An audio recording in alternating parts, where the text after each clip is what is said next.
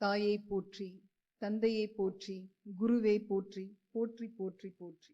எண்ணிய முடிதல் வேண்டும், நல்லவே எண்ணல் வேண்டும், திண்ணிய நெஞ்சம் வேண்டும், தெளிந்த நல்லறிவு வேண்டும். இந்த வரிகளுக்கு இணங்க இன்று எனக்கு கொடுக்கப்பட்டுள்ள அழகான ஒரு கருத்து சிந்தனை என்னவென்றால், இளைஞர்களின் போக்கு.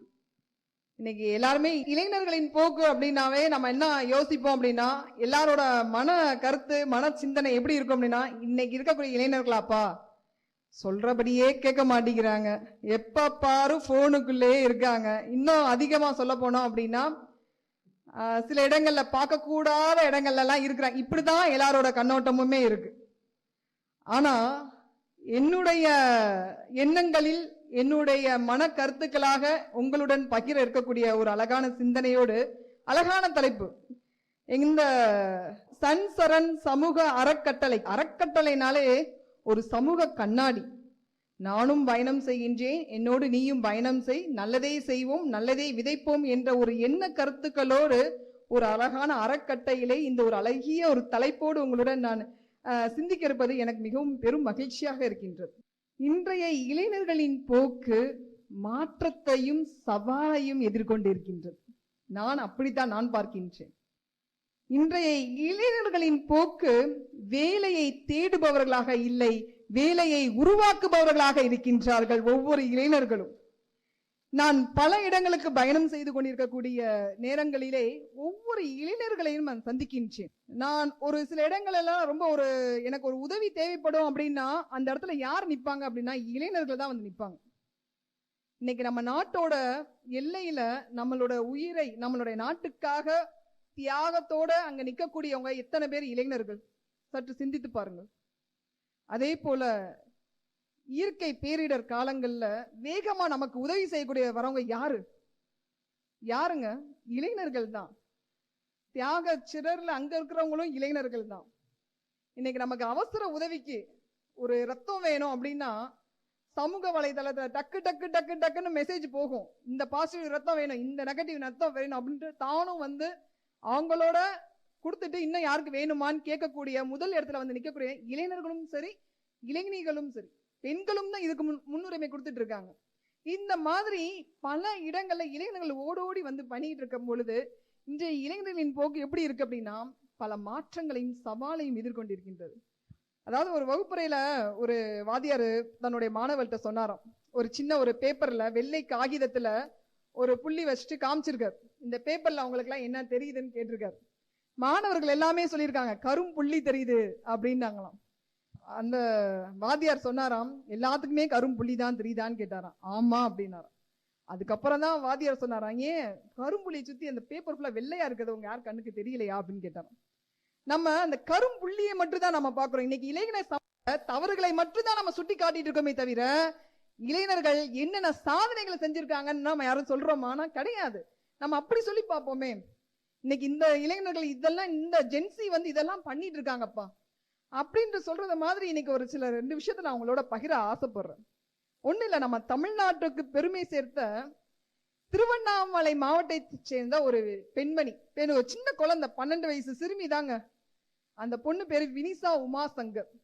அந்த வினிசா உமாசங்கர் வந்து ஐநாவே வந்து எழுந்து நின்று கை தட்டுற அளவுக்கு பெரிய ஒரு விஷயத்த சொல்லியிருக்காங்க. அப்படி என்ன சொல்லியிருப்பாங்க? நம்ம எல்லாம் அயன் பண்றதுக்கு போறோம், இஸ்ட்ரி பத்தின்னு சொல்றோம். அப்ப இந்த இஸ்ட்ரி பத்தி வந்து எப்படி தயாரிக்கிறாங்க? அவங்ககிட்ட போய் பேசியிருக்கு அந்த குழந்தை, இந்த துணி வந்து எப்படி அயன் பண்றதுங்கன்னு கேட்டிருக்கு. அப்ப அயன் பண்றவர் சொல்லியிருக்காரு, கறிக்கட்டையெல்லாம் போட்டு அதுல கொஞ்சம் நெருப்பு போட்டு அதுக்கப்புறம் சூடான பின்ன நாங்க அயன் பண்ணுவோம்னு சொல்லியிருக்காங்க. அந்த பொண்ணு, இந்த கறிக்கட்டை எப்படி வருது? மரத்தை வெட்டி அதுல இருந்து வருது. அப்ப இயற்கை அழிக்கப்படுகின்றதா, மரம் வெட்டப்படுகின்றதா? அந்த பொண்ணுக்கு நைட்ல தூக்கம் வரல. யாருக்கு? வினிசாவுக்கு தூக்கமே வரல. அது குழந்தை, 6ஆம் கிளாஸ் படிக்கிற குழந்தை. அந்த குழந்தை என்ன நினைக்குது அப்படின்னா, இதை மாத்தினா எப்படி இருக்கும்? தன்னுடைய சிந்தனையில அப்படியே யோசிக்குது, இதுக்கு எதை படிச்சா நல்லா இருக்கும்? அந்த வெப்பம் எதுல இருந்து வருது? அப்ப சூரிய ஒளி, சோலார், இதுக்கு இந்த படிப்புக்கு என்ன படிக்கணும்? பிசிக்ஸ் படிக்கணும். அது சம்பந்தமா அந்த பொண்ணு பல விஷயங்களை படிக்குது. படிச்சுட்டு அயன் மேக்ஸ் அப்படின்னு சொல்லி ஒரு அழகான சூரிய ஒளியிலிருந்து தன்னுடைய துணிகளை நாம் அயன் பண்ணலாம்னு சொல்லி ஒரு கருத்தரங்கத்துல போய் பேசுது. இந்த மாதிரி ஒரு கருத்தரங்கம் தான். கருத்தரங்கத்துல இன்னைக்கு வரல நம்ம சொல்லிட்டு இருக்கோம். இன்னைக்கு இருக்கக்கூடிய கருத்தரங்கள்ல அந்த பொண்ணு தன்னுடைய கண்டுபிடிப்ப சொன்னதுதான் இன்னைக்கு உலகளாவிய ஐநா சபையை எழுந்து நின்று கைத்தட்டக்கூடிய அளவிற்கு அந்த பொண்ணு தன்னுடைய கண்டுபிடிப்பை சொல்லியிருக்கு. அப்படின்னா இந்த இளைஞர்கள் இன்னைக்கு எந்த அளவு நோக்கிட்டு இருக்காங்களா, தன்னுடைய சிந்தனைகளை வந்து புதுப்பிச்சுட்டு இருக்காங்க, புத்தாக்க படைப்புகளை உருவாக்கிட்டு இருக்காங்க. சரி, அந்த பெண்மணி மட்டும்தானா அப்படின்னு சொல்லி இங்கிருந்து பார்த்தோம்னா, இன்னைக்கு தமிழ்நாட்டே நேத்து கூட வந்த நியூஸ் இது, கலக்கிட்டு இருக்கக்கூடியவர் ஆனந்த் மகாலிங்கம் ஸ்பேஸ்ல வந்து பயங்கரமான ஒரு சாதனை இன்னைக்கு பண்ணியிருக்காரு. என்ன அவர் சாதனை பண்ணியிருக்காரு அப்படின்னா, அவங்க அப்பா வந்து ஒரு டிராக்டர் டிரைவர், டிராக்டர் விவசாய குடும்பத்தை சேர்ந்தவர் தான். சென்னை பக்கத்துல ஒரு சின்ன கிராமத்துல தான் இருக்கிறாரு. ஆனா அந்த ஆனந்த் வந்து என்ன பண்றாருன்னா, பள்ளி படிப்பெல்லாம் முடிச்சுட்டு காலேஜுக்கு போறாரு. ஃபர்ஸ்ட் செமஸ்டர்ல எல்லா பாடத்திலுமே ஃபெயில். அப்ப காலேஜ்ல இருந்து அவரே வெளியில வந்துடுறாரு. அடுத்த ஒரு பிரைவேட் காலேஜுக்கு போறாரு. ஏரோநாட்டிக்கல் இன்ஜினியரிங் படிக்கிறாரு. படிச்சுட்டு இருக்கப்பேவும் பல ப்ராஜெக்ட் பண்றாரு.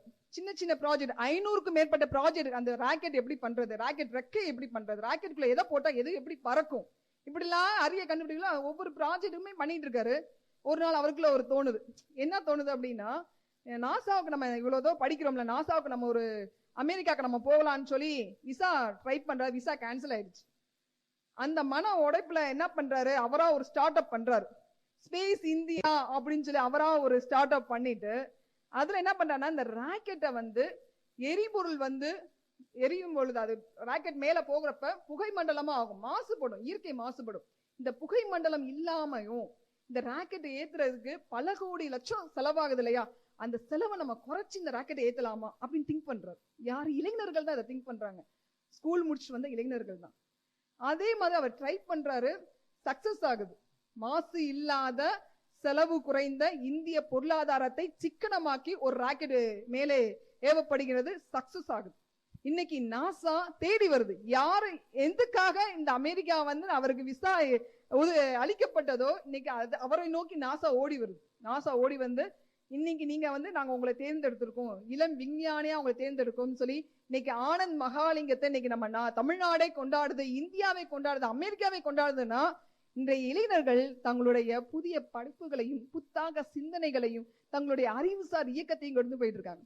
இன்னைக்கு அழகா சொன்னாங்க, இன்னைக்கு எத்தனை கோடி இளைஞர்கள் அப்படின்னாங்க. இன்னைக்கு 2026 இந்த ஆண்டின் இளைஞர் சமுதாயத்தின் கணக்கெடுப்பு, இன்றைய நாள் ஜூலை 11 மக்கள் தொகை கணக்கெடுப்பு தினம். ஆக இன்றைய தினத்தோட மிகச்சிறந்த ஒரு சின்ன ஒரு செய்தி என்ன அப்படின்னா, 1.2 பில்லியன்ல இருந்து 1.6 பில்லியன் வரை இளைஞர்கள் இன்னைக்கு இருக்காங்க. இதுதான் எங்களோட கணக்கெடுப்பு. 1.2 நீங்க சொன்னீங்க, லட்சம் சொன்னீங்க, கோடின்னு சொன்னீங்க, அதுக்கெல்லாம் போய் பில்லியன்ல இன்னைக்கு இளைஞர்கள் இருக்காங்க. ஒவ்வொரு இளைஞர்களுமே பல விதங்களை சாதிச்சுக்கிட்டு இருக்காங்க. குட்டி குட்டி குழந்தைங்க பல விஷயத்த செஞ்சுட்டு இருக்காங்க. இன்னைக்கு நம்ம இன்னும் சொல்ல போனோம்னா, நம்ம அடுத்து 2030ல பறவைகளோட நம்ம எல்லாம் பேச போறோம். ஆச்சரியமா இருக்கா?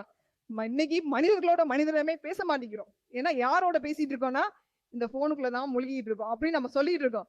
ஆனா அந்த போனுக்குள்ளே பல விஷயங்களை கண்டுபிடிச்சு அது மூலமா பல சாதனைகளை உருவாக்கிட்டு இருக்காங்க.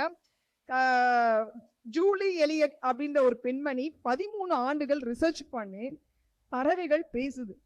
அது இன்னைக்கு 83 லட்சம் மதிப்புள்ள சர்வதேச விருது அவங்க வாங்கியிருக்காங்கன்னா, அவங்க என்ன கண்டுபிடிச்சிருக்காங்க அப்படின்னா, ஒவ்வொரு பறவைகளுமே வந்து தன்னுடைய சொந்த குரல்ல நான் இந்த மாதிரி நான் தான் வந்திருக்கேன், என்னுடைய அடையாளத்தையும் என்னுடைய அழகான ஒரு இந்த இடத்துல நான் இருக்கேன், எனக்கு தேவைப்படுதுன்னு சொல்லி இது எப்படி கண்டுபிடிச்சாங்கன்னா, 4 தொழில்நுட்பத்தை வச்சு அவங்க கண்டுபிடிச்சிருக்காங்க அப்படின்னு சொல்லும் பொழுது எவ்வளவு பெரிய சாதனை. 2030ல நம்ம வந்து ஒவ்வொரு பறவை இனங்களோடையும் விலங்கினங்களோடும் நம்ம பேச போறோம் அப்படின்னு அதுக்கு ஒரு கருவி கண்டுபிடிச்சிட்டு இருக்காங்க.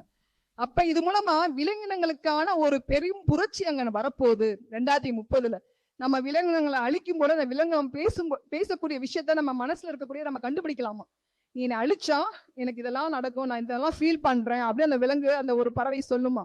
அப்ப நம்ம விலங்குகளை வந்து அழிக்காம விலங்குகளோட மனநிலையும் புரிஞ்சுக்க கூடிய ஒரு இடத்திற்கு நாம் சென்று கொண்டு இருக்கின்றோம் என்றால், இந்த வகை அரிய கருவிகளை கண்டுபிடிக்கக்கூடியது யார் என்றால் இளைஞர்கள்.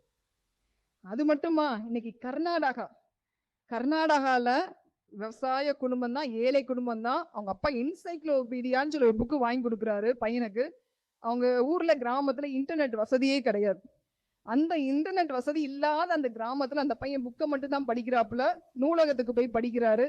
இன்னைக்கு அவர் கண்டுபிடிச்ச பெரிய கண்டுபிடிப்பு என்ன அப்படின்னா, அந்த பிக்சல், ஸ்டார்ட் அப் பிக்சல் சொல்லி ஒரு ஆப் அவரா உருவாக்குறார். அந்த ஆப் மூலமா என்னன்னா பயிரோட நிலை இன்றைய நிலைமையில் என்ன அளவில் இருக்கின்றது, இந்த பயிர் வந்து என்ன நிலையில இருக்கு, பயிர் எந்த அளவு வளரும், பயிர்ல எந்த ஊட்டச்சத்து இருக்கு, பயிர்ல என்ன கிருமி தாக்கி இருக்கு, இந்த மாதிரி பயிர்களோட நிலையை கண்டறிவதற்கான ஒரு ஸ்டார்ட் அப் பிக்சல்னு சொல்ற ஒரு ஆப் கண்டுபிடிச்சனால இந்தியாவிலே முதலாக 900 கோடிக்கு நாசாவே டீல் செய்த முதல் இந்திய மனிதர் யார் என்றால் இந்த இளம் விஞ்ஞானியான இந்த அவைஸ் அகமது என்ற இளம் விஞ்ஞானி.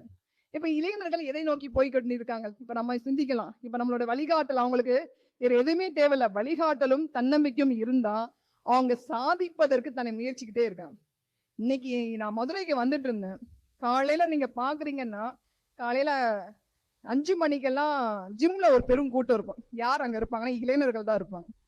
ஒரு பக்கம் விளையாட்டு மைதானத்துல பாத்தீங்கன்னா ஃபுல்லா இளைஞர்கள் தான் இருக்காங்க. நடைப்பயிற்சியாக இருக்கட்டும், மாரத்தானா இருக்கட்டும், பல பயிற்சி வகுப்புகளாக இருக்கட்டும், அதாவது விளையாட்டு பயிற்சிகளே பல பிரிவுகள்ல கராத்தே, நம்மளுடைய நாட்டு பாரம்பரியத்தையும் கலாச்சாரத்தையும் வீரக்கலைகளையும் எடுத்துட்டு போயிட்டு இருக்காங்க. இன்னைக்கு உலக நாடுகளை வியந்து பார்க்கக்கூடிய மிகப்பெரிய தேசிய அளவில் இருக்கக்கூடிய விளையாட்டுகள் மைதானங்கள்ல தேசிய கொடி அழகா வீர கம்பீரத்தோட பிடிச்சிட்டு போக்குறது யாரு அப்படின்னா நம்ம நாட்டு இளைஞர்கள் தானே. அப்ப இளைஞர்கள் தங்களுடைய நேரத்தை பயிற்சியும் முயற்சியும் செய்து அழகா நேரத்தை வந்து செதுக்கிட்டு இருக்காங்க. இன்னும் சொல்ல போனோம்னா இன்னைக்கு இருக்கக்கூடிய இளைஞர்கள் அழகா வேலைக்கு போயிட்டு வந்த சனி ஞாயிறு இந்த மாதிரி விடுமுறை நாட்கள் என்ன பண்ணிட்டு இருக்காங்க அப்படின்னா மரம் நட்டுட்டு இருக்காங்க.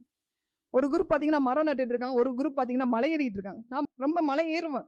அங்கெல்லாம் பாத்தீங்கன்னா இளைஞர்கள் தான் அதிகமா இருக்காங்க. ஏறுறது மட்டும் இல்ல, அவங்களோட பொழுதுபோக்கு நிகழ்ச்சி மலை ஏற்றம் செய்து அங்க இருக்கக்கூடிய கழிவு குப்பைகள், அகழிகள், இந்த பிளாஸ்டிக் எல்லாத்தையுமே சுத்தப்படுத்தி அதை இயற்கையும் சுத்தப்படுத்தி எடுத்துட்டு வராங்க. பல பேருக்கு முன்னோடியா இருக்காங்கன்னா இளைஞர்கள் எதை நோக்கினா அவங்க நேரத்தை அழகா செலவச்சிட்டு இருக்காங்க. மன அழுத்தத்தை போக்கணும், உடலோட வெப்பத்தை வந்து போக்கணும். இந்த எல்லா மன அழுத்தம் இல்லாத ஒரு அழகான நேரத்தை அழகாக திட்டமிட்டு செலவிட்டு தன்னுடைய வாழ்க்கையை வந்து ருசிச்சு போயிட்டு இருக்காங்கன்னு தான் சொல்லலாம். ஏதோ 2 இளைஞர்கள் தவறு செய்யறாங்கன்றக்காண்டி மொத்த இளைஞர்களையுமே தவறு செய்கிறார்கள் என்று எண்ணாமல் ஒரு கடல் அலைகளை போன்றவர்கள் இன்றைய இளைஞர்கள்.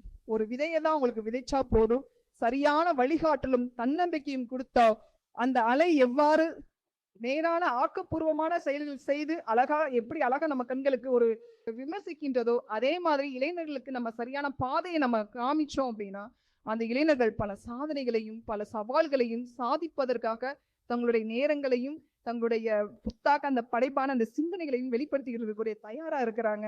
ஆனா மன அழுத்தம் இந்த மொபைலுக்குள்ள இருக்கிறாங்கன்னு இல்லாம மொபைல் வந்து உங்களுடைய தேவைக்கு அதிகமா அந்த இளைஞர்கள் செலவிட்டு அதன் மூலமா நல்லதை மட்டும் செய்து கொண்டு மீதி இருக்க நேரங்கள் செலவு, அதாவது எளியவர்களுக்கு உதவி செய்யக்கூடிய நல்ல ஆர்வமிக்க தன்னார்வ தொண்டு நிறுவனங்களோடு தங்களை இணைபுரிந்தும் இயற்கை வளத்தை பாதுகாத்தும் இந்த இளைஞர் சமுதாயம் அழகா தங்களுடைய பாதை எடுத்துட்டு போயிருக்காங்கன்ற ஒரு கருத்தோட இளைஞர் சமுதாயத்தை நாம் போற்றுவோம், அவர்களுடைய வாழ்க்கைக்கு நாம் அனைவரும் வழிகாட்டுவோம், அவர்களுக்கு தன்னம்பிக்கை ஊட்டுவோம், குறை சொல்வதை விட்டுவிட்டு அவர்களுடைய நிறைகளை நாம் மென்மேலும் அவர்களை உருவாக்குவோம் என்று சொல்லிக்கொண்டு இந்த அழகிய வாய்ப்பை கொடுத்த அனைவருக்கும் நன்றி பாராட்டி விரைபடுகின்றேன். நன்றி, வணக்கம்.